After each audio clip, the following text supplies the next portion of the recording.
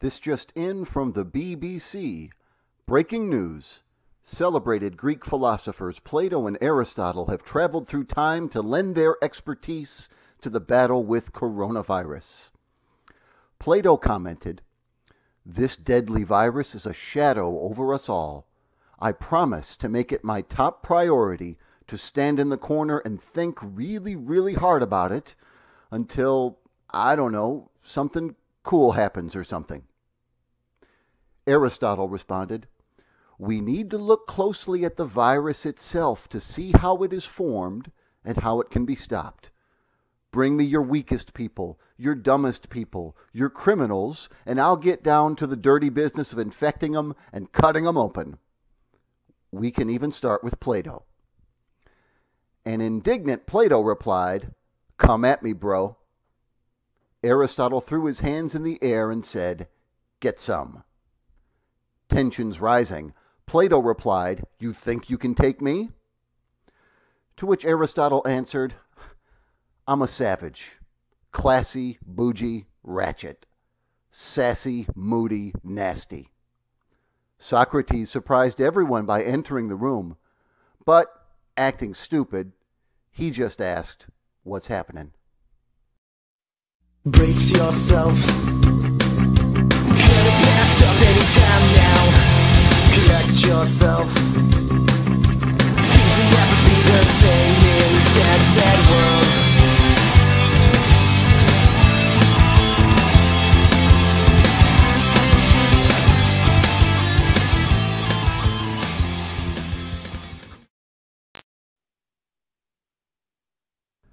Hello and welcome to Humanities class for Thursday, April 8th.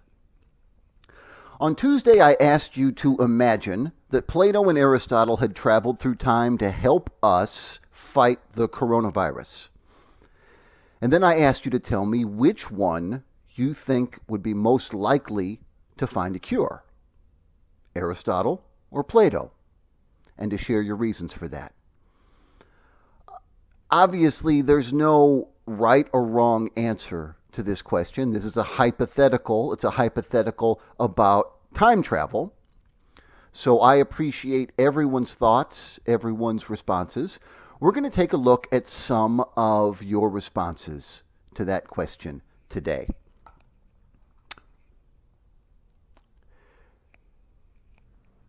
Kira says, "I believe that Aristotle would be more likely to find a cure for COVID-19. He thinks about the physicality of things and the physical world around him, so he would be better able to assess what's happening and analyze the virus to figure out the best way to cure it or stop it from spreading so quickly." Kira has a very important insight here. Aristotle's theory of forms brings reality down to earth, pulls it out of the heavens, out of the other dimension where Plato's attention is focused.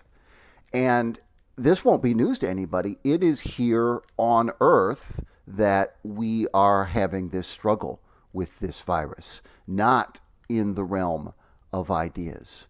So Aristotle's emphasis on physical things, on things that can be seen, touched, tasted, smelled, heard, such as coughing and wheezing and weeping because we're separated from our loved ones.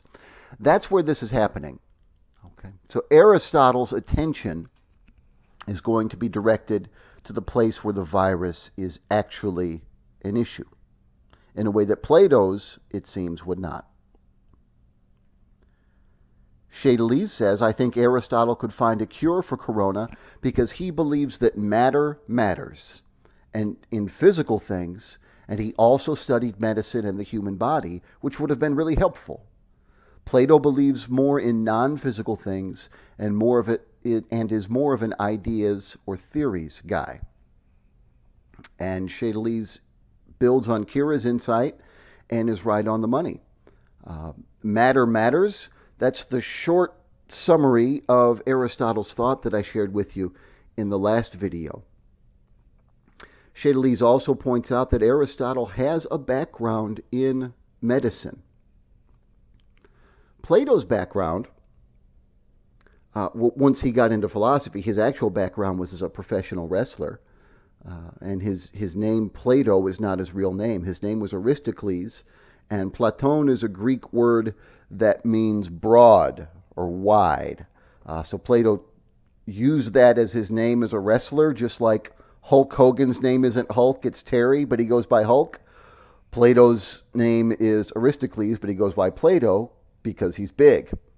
Once he got into philosophy, other than Socrates, Plato was most influenced by Pythagoras. We haven't talked much about Pythagoras, but you've heard that name in geometry class. Pythagoras actually started not only a philosophy, but a religious cult, thinking that numbers and math not only were important, but were the ultimate reality, a holy reality. For Pythagoras, doing math was a religion. That influenced Plato because the world, we'll use quotes around that term, world, the way in which numbers are real is different from the way in which a canned ham, a roll of toilet paper, a pair of scissors are real. So that was Plato's big influence, that the ultimate truth is like numbers. And so he applied that to everything with his theory of forms. Aristotle's the one who says, no, matter matters, physical things matter, a thing's form is inside of it, a thing's form is its characteristics and traits. And then Aristotle brings that medical background to this struggle also.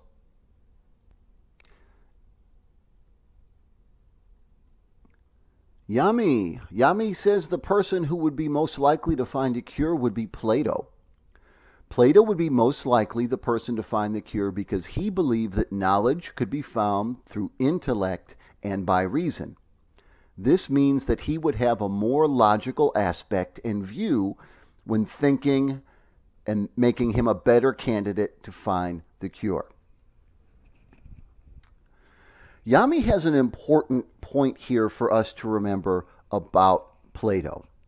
She seems to be decidedly in the minority in saying that Plato would have a better chance of curing the virus. But that minority view, that minority perspective is also important in this discussion and in any discussion.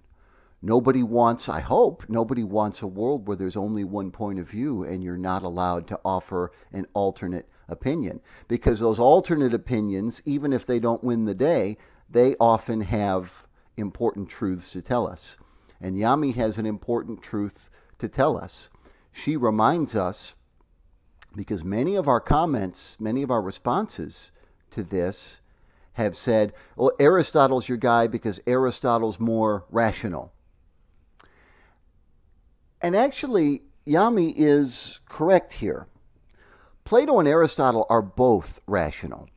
I think we're tending to say Plato's ideas are irrational because they're weird and because they're so different from how we look at the world. But Plato is actually the one with a stronger emphasis on reason. You've got two competing ways to build knowledge. One of them is rationalism, and one of them is empiricism. Plato is a rationalist.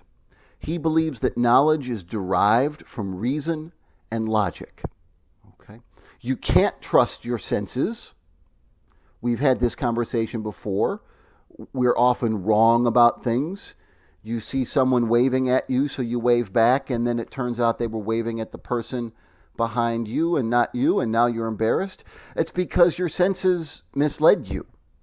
Plato says if your senses can mislead you, if things can change, if I say something true about, if I have a glass of milk sitting on my table, and I say something true, like it's cold and it tastes good, and I come back 6 weeks later and that glass of milk is still sitting there, the things I said about it are no longer true because the milk has clearly and disgustingly changed. Plato says if physical things change, the things we say about them can only be temporarily true, And a temporary truth is not a truth. Plato's looking for an eternal truth, and that can only exist in the mind, he says. So knowledge is derived from reason and logic. For Plato, math is your chart here says paradigm. Paradigm means the ultimate and best model. Math is the ultimate and best model of knowledge. And genuine knowledge is certain because it is rational, not empirical. 2 plus 2 is 4. That is certain. That is always and everywhere true. The glass of milk on my table smells okay and tastes fine and is cold. That is not always and everywhere true. That will stop being true in a short amount of time. So genuine knowledge is certain, and physical things we can't be certain about. So the best way to find knowledge is through reason, not experience. Empiricism is Aristotle's perspective. Knowledge is derived from experience or experimentation. Aristotle believes the physical world is real. You can trust your senses, and the best way to learn things is to look at them because their form is inside them. Their form is their characteristics and traits. Empirical means able to be perceived by the senses. Experimental science is the ultimate model of knowledge for an empiricist like Aristotle. Experimental science cannot produce certainty. We have this, what we called when we talked about theories of knowledge, moral certainty, which is different from absolute certainty. Absolute certainty for physical things, we can't have that about anything other than the fact that we exist, if Descartes is right. So we have these two competing ways of knowing things. And Plato's conclusions may seem weird, and Plato's method may not be the best way to cure a virus, but Plato's not irrational. If anything, he is too rational. You might say, if you are more inclined to agree with Aristotle, that Plato places too much emphasis on reason and not enough on looking at stuff and seeing how it works. Keeley says Aristotle believes in physical things, matter matters, so it would likely be that he would find a cure. Aristotle is also familiar in the fields of medicine and biology, which means he can better understand how the body works and what it needs. Plato really only has theories and ideas, but doesn't believe in physical things, hence his theory of forms. And Keeley is the first one, at least in the video today, to refer specifically to the theory of forms, Plato's version versus Aristotle's version, and why she thinks, and most of us think, it's Aristotle's version that would make him more likely to cure the virus.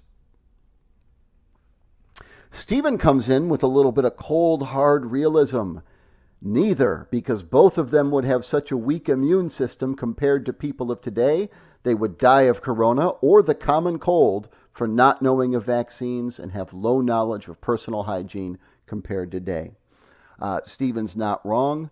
The ancient world was dirty and smelly and gross, and Plato and Aristotle's own lives would be in grave danger if they were to visit our time, not just from this virus that threatens us all, but from even the common cold. Emily writes, I believe Aristotle would be more likely to find a cure because he believed that you can create society and gain knowledge from it. So he would gain knowledge from everything that's happened and find a cure to stop it. Emily, I believe, is the only one who hit on this important aspect of the challenge we're facing today, and that's the human dimension, the societal impact. We see that clearly in the way this virus is spread. Our habits, our patterns in the way we live our life as people have led directly to the spread of this infectious disease.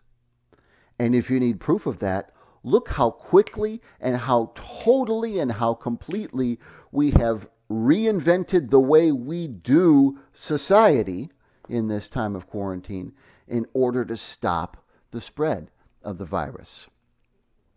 Both Plato and Aristotle have a vision for how society should be organized, and it's an open question whether either of their visions would be helpful, which would be more helpful.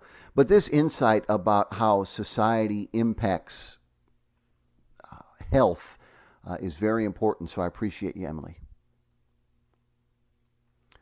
Amanda says she kind of sums up the majority opinion here. I feel like Aristotle would have found the cure first because he was more science-y than Plato. And Kiana tells us, I think Aristotle would find the cure because I feel like he thinks outside the box. He mostly studies humans and matter anyway, so I believe he would look into why the virus is spreading and what to do to cure it. If we put Amanda's answer and Kiana's answer together, and we say that Aristotle is thinking outside the box specifically by being science-y, by being one of the first great voices for the scientific approach to reality, very different from what was commonly held by the people around him, and very different by what was held by even the highly educated and the intellectual people like Plato and the people at the academy. That's how Aristotle thinks outside the box. And this gives us a key, and here's a little sneak preview. It gives us a key to how the next 2,000 years of history are going to play out. I know you had world history in middle school, and most of you will take a deeper look at world history next year in the high school level world history course. I want you to think back to what you learned in world history class. Not in any details, but it's sort of a big picture. Do you have an idea in your head of when Plato and Aristotle live and then how the rest of history play out? Aristotle dies, it's still 300 years before Christianity begins. It's still 700 plus years before the fall of the Roman Empire. After which you have this whole period of the Middle Ages. And what you don't associate with the ancient world or the Middle Ages is science. You probably have some recollection that the scientific revolution, this period of great inventions that led to the modern world we have now, happens after the Middle Ages. This is getting kickstarted really in the 1400s, the 1500s. We're 2,000 years after Aristotle before you have any of the meaningful technology that makes our life run, before you have a printing press or a telescope or a microscope. More than 2,000 years before, I'm about to cough, hang on. More than 2,000 years before bacteria is discovered. I almost said invented. Before bacteria is discovered and viruses are discovered, before we have any idea of what actually makes us sick. If Aristotle's such a great teacher and such a great scientist, why does it take 2,000 years and more for anyone to listen to him? It's because that's how far outside the box he was. Think about it as the ongoing battle between McDonald's and Burger King. McDonald's has been the leading fast food chain in this country for decades. Burger King, always number 2. It's very likely that Burger King will always be number 2, and McDonald's will always be at the top of the heap. McDonald's is Plato. Burger King is Aristotle. For whatever reason, it doesn't matter that Burger King makes better food than McDonald's. It still always has been number 2. And that's how Aristotle was greeted in ancient Greece. his ideas were always held by a minority. Aristotle is running the small Burger King called the Lyceum. Plato's successors are running the big McDonald's called the Academy. Plato's ideas are going to be the majority opinion in philosophy for centuries. Aristotle, a minority in the background saying, hey, look over here, listen to me too. Eventually what's going to happen is that Plato's ideas will become incredibly influential in the way the religions, Judaism, Christianity, and Islam, are developed. And those religions are going to be the dominant force in the West and the Middle East for centuries and centuries and centuries. The West is going to lose almost everything Aristotle ever wrote for hundreds of years. It will only have Plato, Plato's successors, people influenced by Plato, and that is the philosophy that's behind how the West develops all through the Middle Ages. Aristotle's works are going to be rediscovered in the Arab world and transferred back into the West 1,000 years after he dies. Okay? More than 1,000 years after he dies. Like 1,500 years after he dies. When Aristotle is finally rediscovered at the tail end of the Middle Ages, it's only then that we actually start listening to him. And it's only then that he will have an enormous impact on our society. That's why we have this great father of Western science and then almost no science for 2,000 years. Because Aristotle, by being sciencey, is thinking, like Kiana tells us, very, very far out of the box. We'll hit on this more in the weeks to come. I want to close with what Jackson shares with us. Jackson says, I would say Aristotle because he thinks matter and everything is real. He would find the symptoms or traits of coronavirus and work with it like that. But they could just get it done. They could just work together and get it done faster. That is a massively important thought that Jackson has shared with us. Do we really have to choose between Plato and Aristotle? Or can we have them both? Do we have to choose? Well, yes and no. They're so different that I don't think it's reasonably possible to hold to their ideas both equally. I think we do have to choose which of the two is going to be the dominant or main way of thinking that we pursue. But we don't have to build a wall and shut the other one out completely. If we're going to go with Aristotle, we can still, if we're going to make Aristotle our McDonald's, we don't have to burn down the Burger King. We can still turn to Plato and say, we're not buying your whole system, but there are some things you have to say to us. Plato and Aristotle serve different functions. They serve different purposes, is one way to think about this. If you're at home in quarantine and you're bored and you're scared, maybe we don't like to talk about that, but this is a scary time, and maybe you're afraid. Or if, I sure hope this isn't the case with anyone, but if somebody in your home gets sick and you were trying to make sense of this experience, trying to find meaning in a life that includes suffering, and you get a knock on the door, you probably hope it's Plato instead of Aristotle. Plato's approach to reality helps us put ourselves as characters in a story that we can make sense of, to help us find meaning. If you're in the doctor's office, waiting for tests, waiting to get treatment, and there's a knock on the door, yeah, you better hope it's Aristotle and not Plato.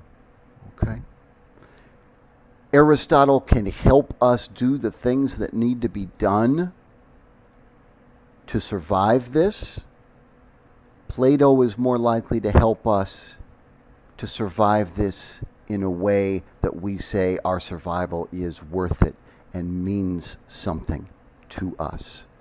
So I don't think you want a world with only one. I don't think you want a world without both of them.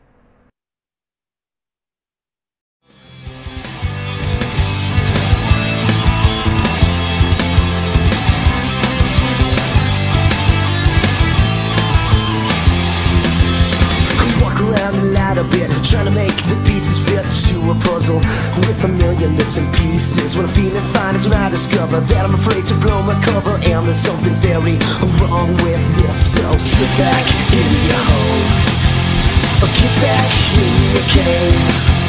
If I'm going down, I'm taking someone with